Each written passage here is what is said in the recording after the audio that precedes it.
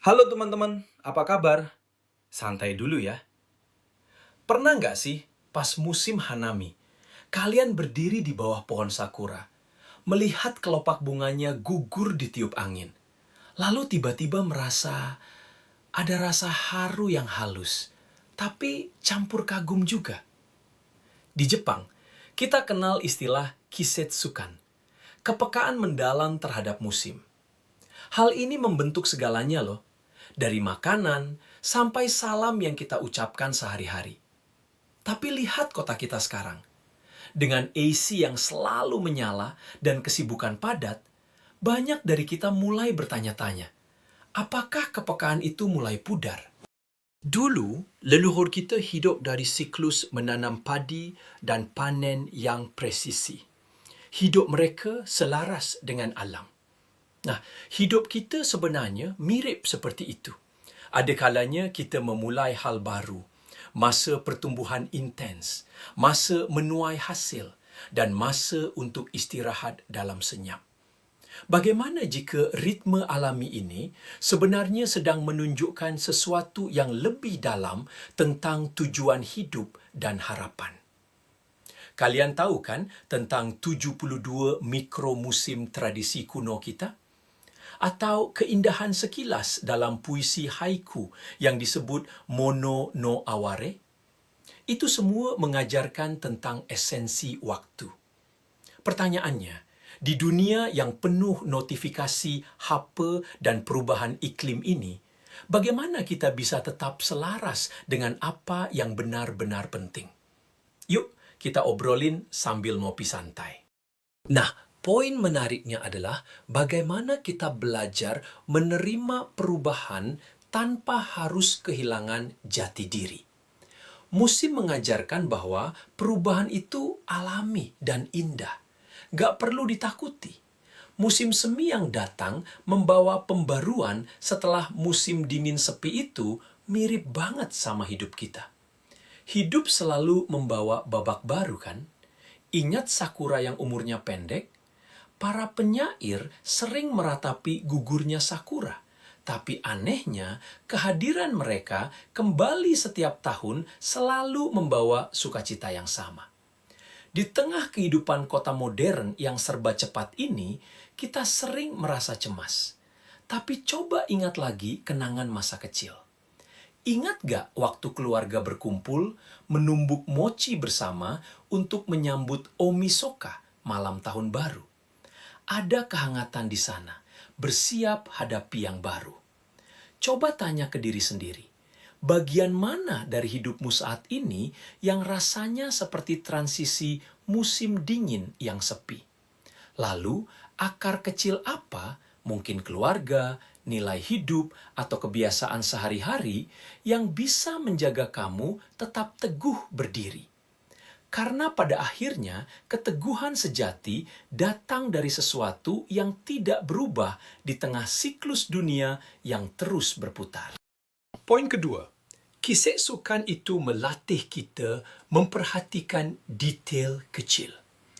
Wangi samar bunga plum di akhir musim dingin, gemerincing gantungan angin furin di teras saat musim panas, atau embun beku pertama di dedaunan.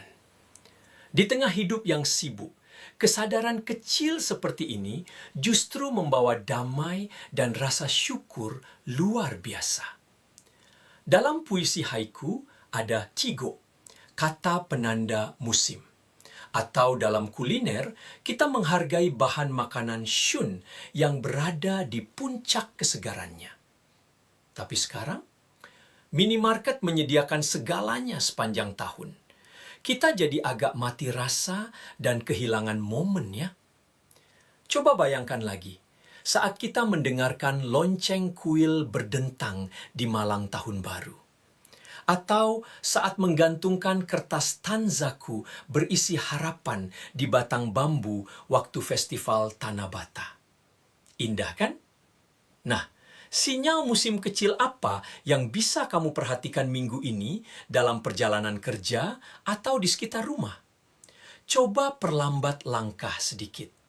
Hanya dengan memperhatikan hal kecil ini, kita bisa merasa lebih hidup dan menemukan makna di tengah momen biasa. Lalu yang ketiga, kita nggak hidup sendirian. Musim itu menyatukan kita.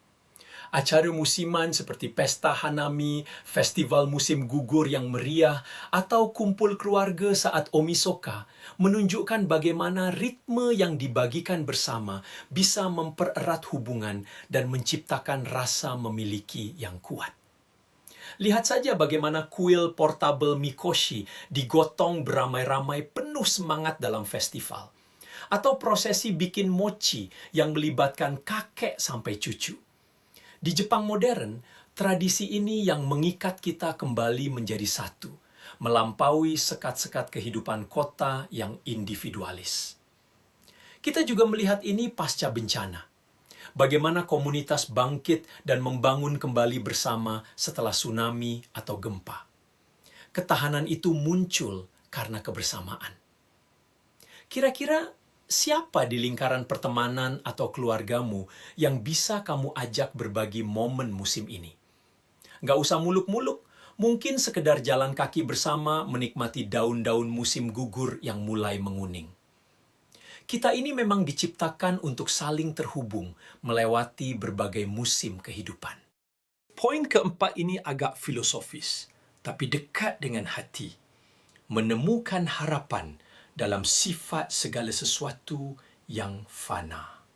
Sifat musim yang sekilas, mono no aware, mengingatkan kita bahawa keindahan itu berharga justru karena ia akan berlalu. Tapi ingat, ada sesuatu yang lebih besar yang memegang kendali atas seluruh siklus ini, memberikan kita harapan abadi. Pikirkan tentang kontras antara bulan musim semi yang berkabut dengan bulan musim gugur yang bersinar sangat jernih. Atau sakura yang gugur namun pasti kembali mekar tahun depan.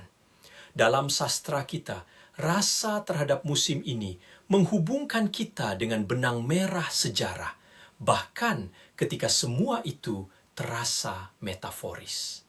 Pernah dengar kakek atau nenek mengeluh kalau musim sekarang rasanya sudah nggak benar lagi karena perubahan iklim? Tapi toh orang-orang tetap berbondong-bondong mencari padang bunga yang mekar. Kita merindukan keteraturan itu.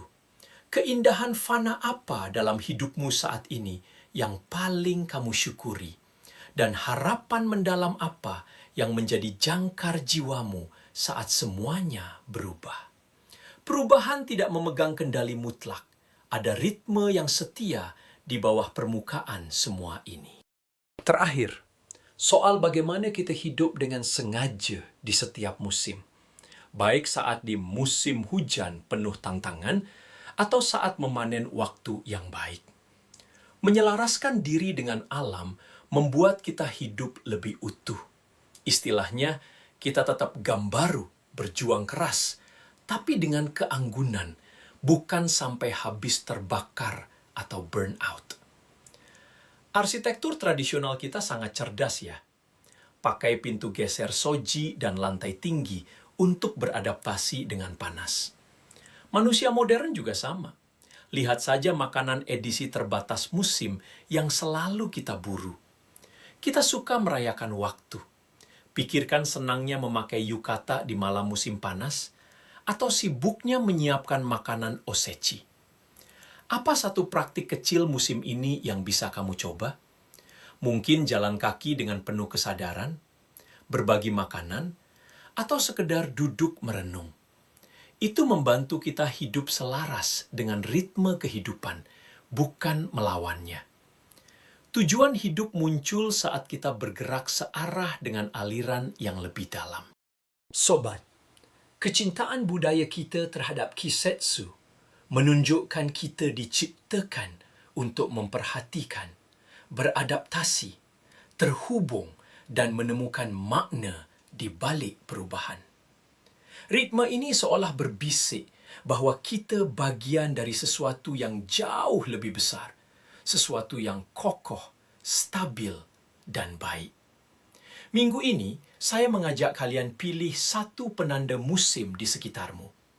Bisa sekedar bunga di pinggir jalan, embusan angin sore, atau memori festival lalu. Berhentilah sejenak bersamanya. Renungkan apa yang ingin disampaikan momen itu tentang perhatian, rasa syukur, dan harapan. Seperti kepastian datangnya musim semi setelah musim dingin mencekam, selalu ada kekuatan tenang untuk setiap musim di hatimu. Kamu nggak harus mencari tahu semuanya sendirian. Undangannya sederhana. Mari perhatikan dan mulailah melangkah. Menyadari keteraturan ini membawa kita pada kesadaran bahwa ada pribadi yang merancang semua ritme ini dengan kasih sayang. Jika kamu lelah berjalan sendirian melewati musim kehidupan yang berat, ketahuilah ada Tuhan yang setia menantimu. Dia ingin berjalan bersamamu, menjaga agar tetap berakar kuat, dan memberi kedamaian melampaui badai dunia. Kamu bisa memulai hubungan pribadi baru dengannya sekarang. Jika hatimu rindu merasakan kehadirannya yang nyata, mari ambil momen hening ini dan katakan dalam hatimu, God, if this is real, let it begin. Kamu tahu, beberapa orang menggambarkan momen menemukan Tuhan itu rasanya mirip seperti akhirnya bertemu dengan seorang sahabat yang bijak dan penuh kasih, yang selama ini tidak kamu sadari telah kamu rindukan. Seseorang yang berjalan bersamamu melewati hal-hal biasa, tenggat waktu pekerjaan yang menumpuk, rasa kecewa, saat-saat sepi di dalam kereta, dan juga melewati masa-masa yang paling sulit. Dia tidak langsung membereskan semua masalah dalam semalam, tapi dia ada di sana, hadir, menemani dengan setia. Mungkin kamu juga ingin bertemu dengannya. Jujur, saya rasa itu akan menjadi sebuah pertemuan yang sangat luar biasa buat hidupmu. Dan kalau kamu merasa siap, meski baru sedikit saja, kamu nggak perlu melakukan ini sendirian. Mari kita berdoa bersama-sama. Ikuti doa saya ini perlahan-lahan dalam hatimu, dan resapi maknanya sedalam yang kamu bisa saat ini. Itu saja sudah cukup kok. Tuhan Yesus, aku mengakui segala dosa-dosaku dan memohon pengampunan-Mu. Aku mau berbalik dari jalan-jalanku yang salah dan mengundang-Mu untuk masuk ke dalam hati dan hidupku. Aku mau percaya dan mengikut-Mu sebagai Tuhan dan Juru Selamat pribadiku. Tolong bantu aku untuk mengerti betapa besarnya kasih dan anugerah-Mu. Aku membutuhkan bimbingan-Mu untuk benar-benar mengubah hatiku dan memperbarui pikiranku. Mohon tuntun aku agar setiap tindakanku selalu selaras dengan kehendak dan tujuan-Mu dalam hidupku. Dalam nama Tuhan Yesus, aku berdoa. Amin.